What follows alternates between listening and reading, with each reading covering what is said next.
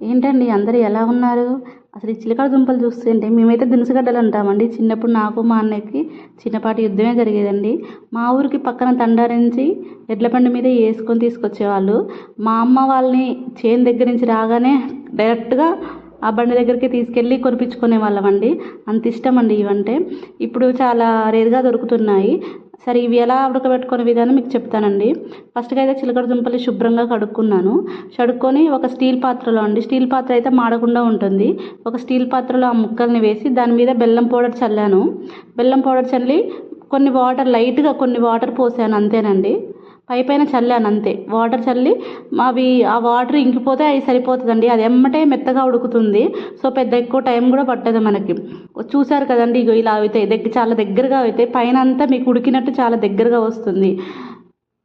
చాలా చాలా టేస్టీగా ఉంటుందండి. ఆ బెల్లం అనేది దానికి బట్టి చిన్నపిల్లలు చాలా ఇష్టంగా తింటారు. మా వాడి స్కూల్ బాక్స్లోకి అయితే ఇవాళ స్నాక్స్ కింద ఈ రెసిపీ పెట్టానండి. వాడు చాలా చాలా ఇష్టంగా తిన్నాడు.